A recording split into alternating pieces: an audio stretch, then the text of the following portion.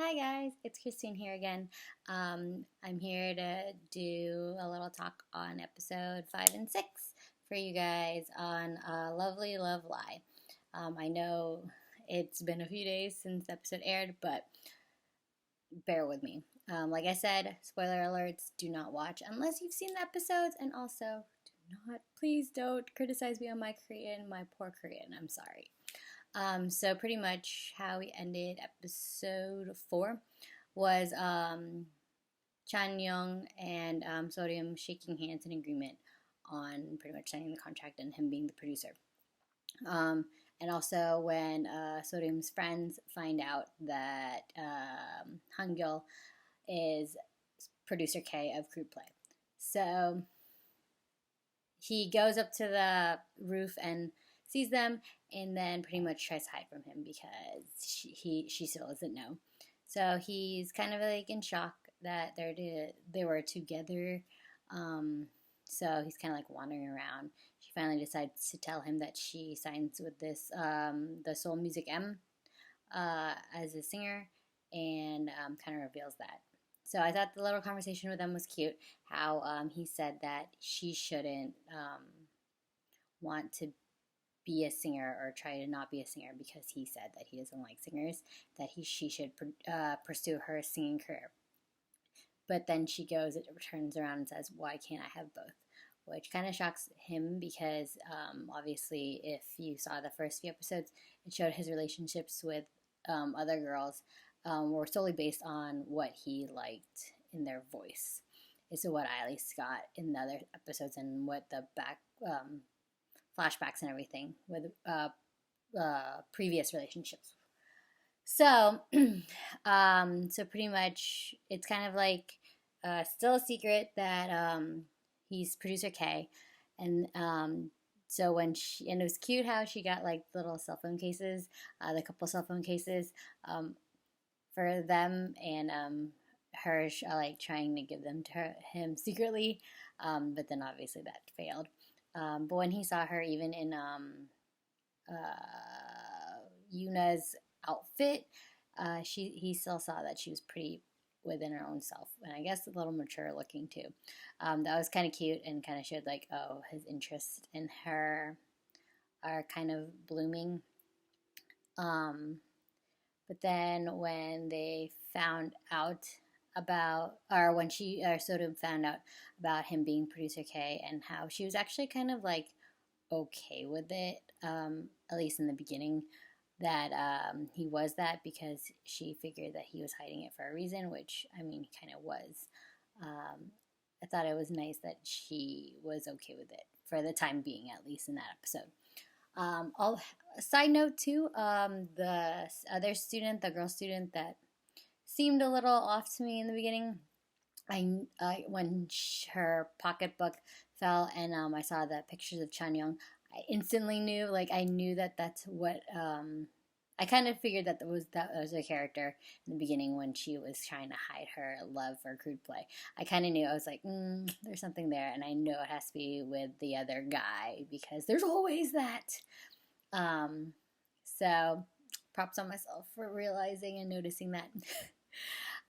And then when when his friends, Chan Young's friends of Crude Play, find out who Sorum was, they instantly had to figure out who she was and like meet her just to pretty much like prank him kind of thing. So I thought that was cute because it shows like their friendship and how close they are and were in the beginning and also still is, even as a group after the years they've gone through as a band. So I thought that was cute how they were messing with him that he's like seeing this high schooler, and he kind of hints at that he likes her like as an actual person, but kind of goes back and forth about like her voice and stuff like that. So you can see that he actually is starting to develop real feelings for her and not just her voice, with a conversation with them. I find it funny how they still don't say exactly how old he is compared to her, which I'm kind of curious exactly how old they are between each other. Hopefully they'll actually tell us how old, because it can't be that old, right? Like, that'd be weird. So anyways, um, the episode is really cool. Finally, it shows that they finally show that he is who he is. Um, and we'll see how their relationship develops from it, I guess. So then going into episode 6, where she does find out that he's special when she finds out that he's producer K. Um, Pretty much, she also finds out that the song that she's grown to love is also the song that he wrote for his ex-girlfriend Yuna, and that kind of breaks her heart. Which, I mean, if that was the case for any girl, I totally would like agree as well. Because like if you like a song and you like the guy that wrote the song, and then you realize that the song is actually meant for another girl, it's kind of heartbreaking. So I can see her pain and how she doesn't want to actually talk to him, because like that's how they met, and how their relationship kind of blossomed was through that song. And now that the song has a different meaning to her, I can see the anger that she had. So it kind of also showed that he, when he saw that she was upset about that, and him trying to kind of win her back, was kind of cool to see, because it shows that he does truly actually like her and has grown into a different person. Obviously, it doesn't like go in much detail exactly how he was in the beginning, because it's so early in the series. Um, but hopefully he grows into a better person through this ordeal, I guess. But I it, the songs in these episodes were really cool, and actually it kind of showed when and I can't remember exactly if it was 5 or 6, since I watched both of them at the same time. When they did the performance for the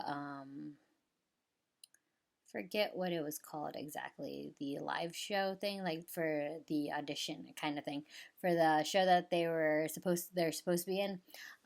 It showed that she did grow from her stage fright a little bit. She did perform, granted for a small group of people, but still like kind of like a competition wise. She did sing in front of people, and the mere fact that she only stopped because she saw Hangul there shows that she has grown from her experience in the competition. However, obviously, she hasn't gone through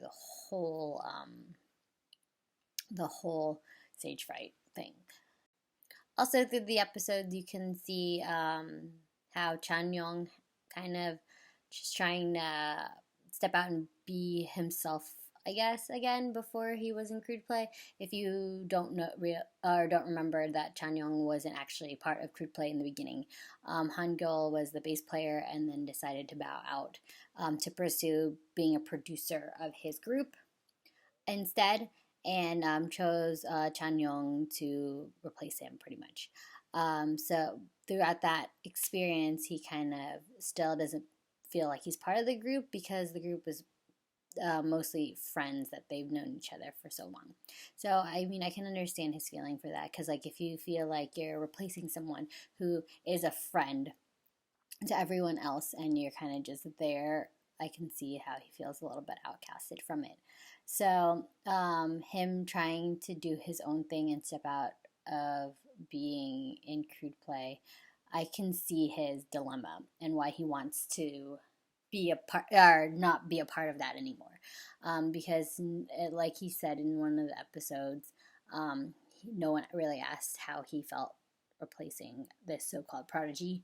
So I can see why he wants to not be a part of that anymore, and wanting to produce Surim and her friends. And also kind of try to stir away from being compared to Hangul still. Because in retrospect, they kind of are competitors of each other in general, because he replaced him in his group and he still feels like he's being like the replacement.